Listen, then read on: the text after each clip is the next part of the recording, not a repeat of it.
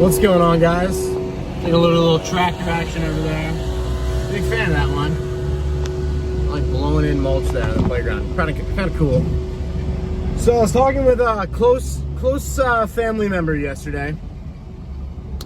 Unbelievably concerned for what's happening, but nobody's paying attention. So it kind of is what it is. What are you gonna do? I don't know. Like I don't know. I mean, kind of seems inevitable. Like eventually you just kind of go over the cliff, and it is what it is.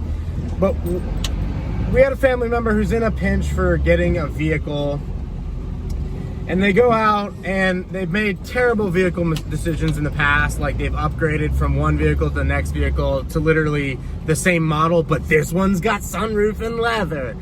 But it's just financed, rolled into another finance gig, and it's never getting paid off. You know, it's just, and the justification for it is like, I want the wife and kids to, have safe transportation and reliable and all those BS bull, like words. Like you can find reliable transit that's not going to cost you like 35 grand on a payment over like 6 or 7 years, like, or 5 years or whatever it is. Like you don't need to drop, bank. So anyway, there's this issue where things happen. This actually is funny because this is a best friend of mine too.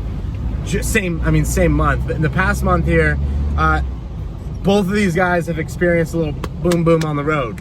And so their cars got smashed up and totaled out. Nothing like they weren't hurt or anything, but the cost and time to repair the car versus what it would rent, the insurance companies are like totaled. And so they're both out grabbing new vehicles. And I'm talking like pretty freaking new vehicles and just on payments. And it's like, I'm telling both these guys, like, do you have any idea what's going on? Like, are you looking around at like your shelves and going like, hey, it's a little weird. Like, are you looking around at like, fuel prices continue to bump. Every time they come down, there's always a red flag event. There's always something that happens. Some refinery gets hit, some hot kinetic event pops off. There's always something that happens. If the price of oil, watch it.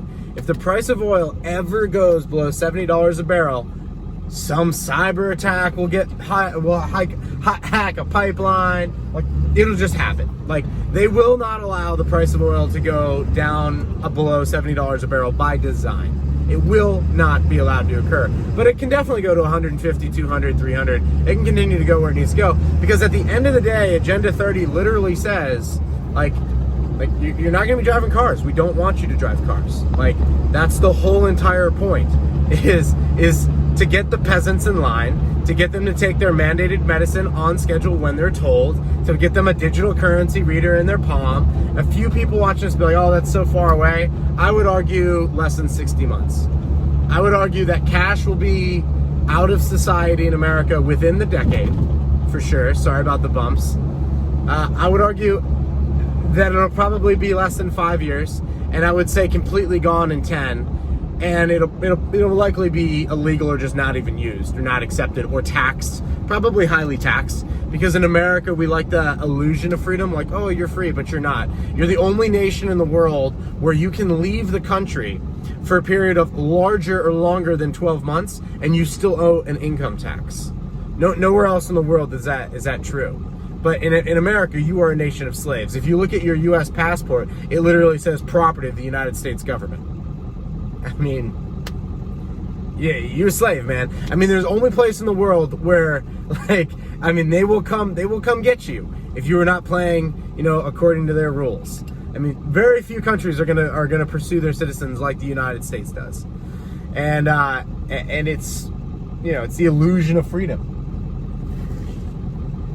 But what I found interesting in talking with these guys is one of these guys financed car for the wife because she needs reliable transportation. Great, cool.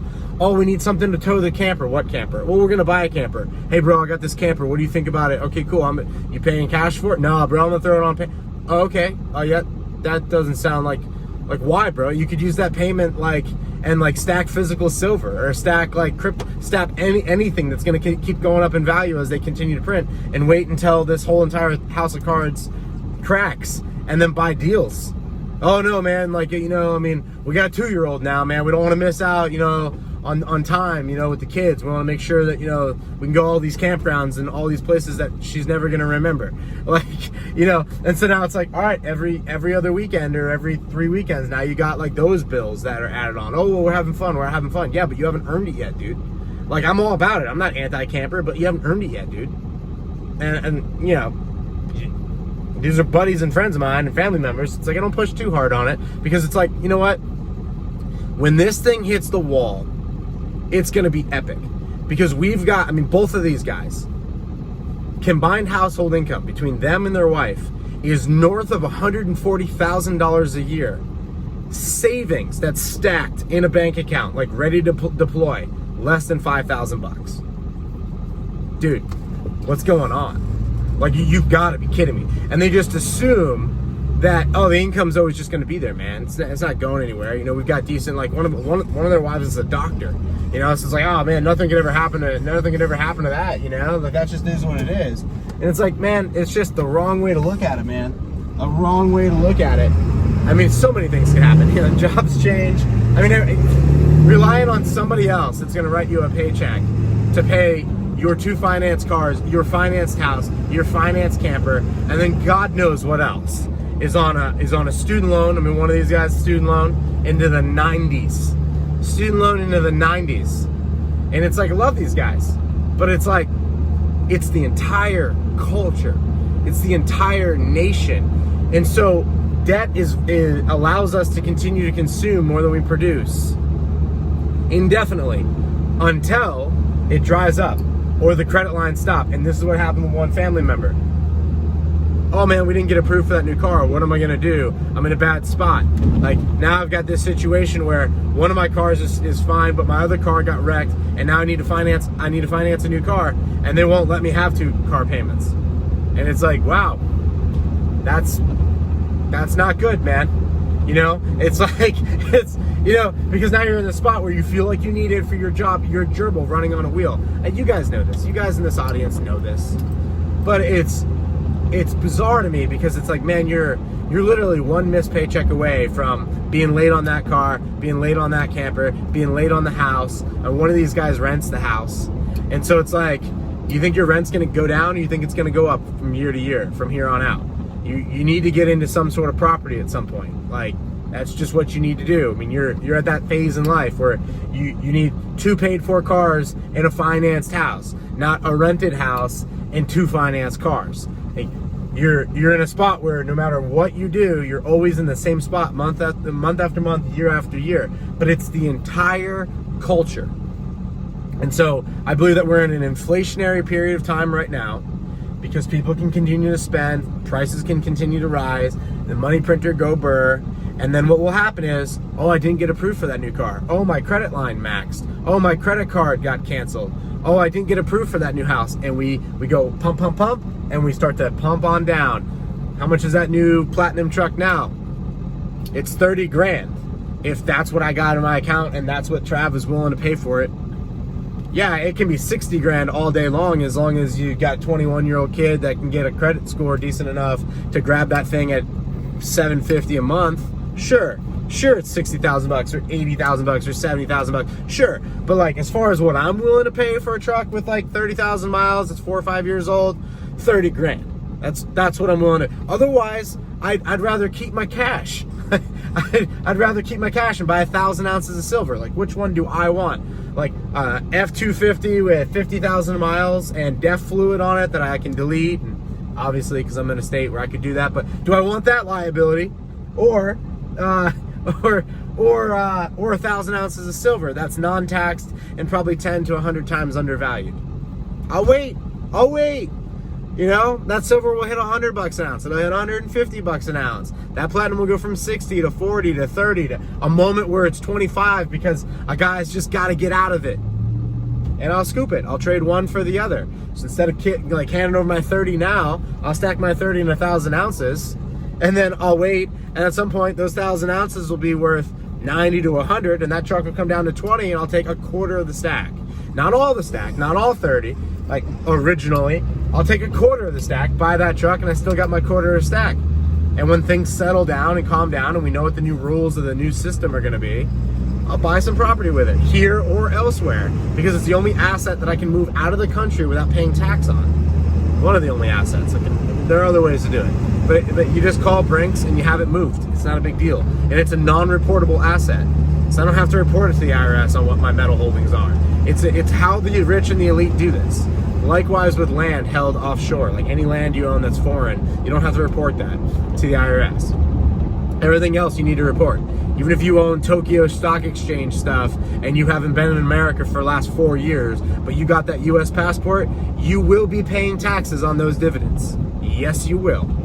So, like, you know, the slaves of America, but this is by design. I mean, this is by choice. This is, you guys making 140 grand a year and nothing to show for it because it's, oh, well, we want to perceive. I guess this is the real meat and the potatoes here is they want the perception of staying middle class. But what happened after the event in 2020 was that the middle class is gone.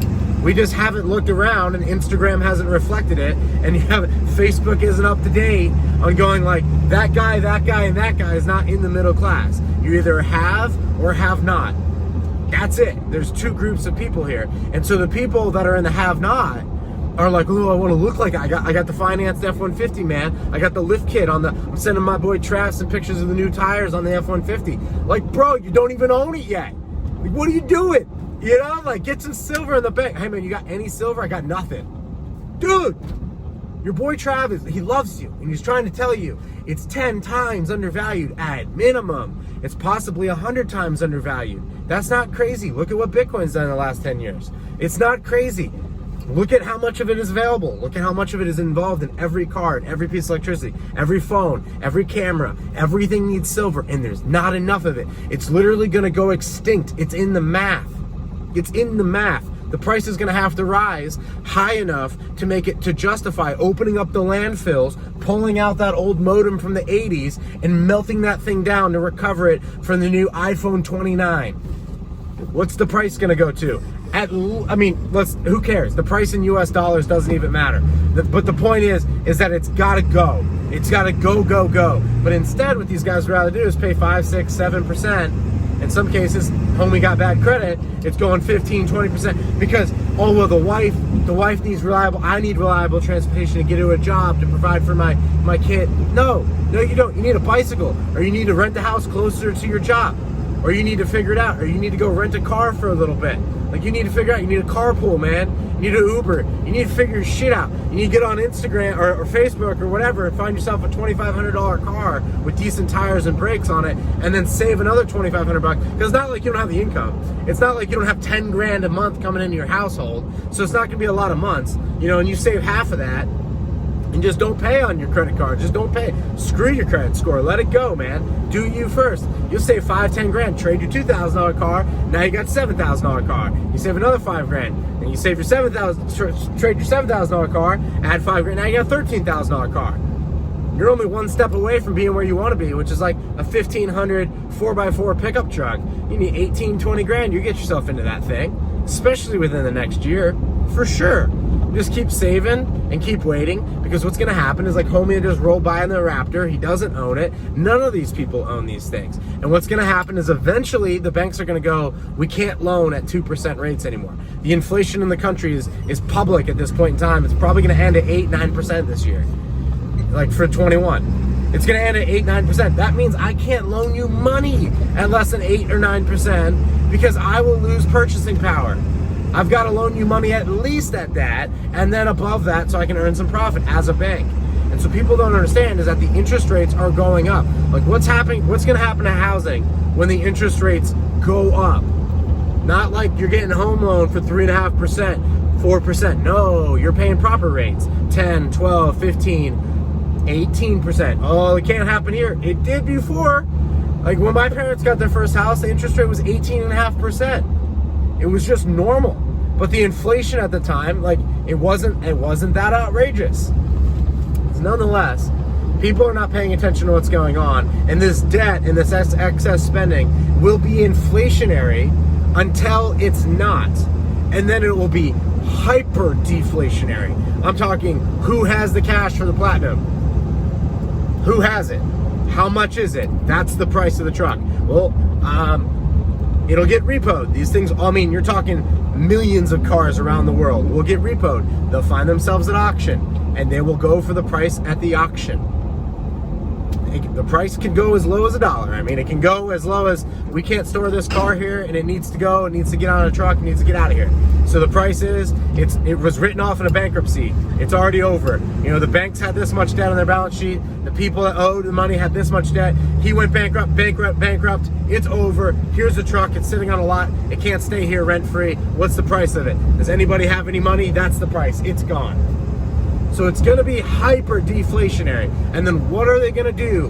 What are the elites and the big thinkers of our time? What are our boomer leadership going to do? They're going to print until they can't print no more. And it's going to be like this.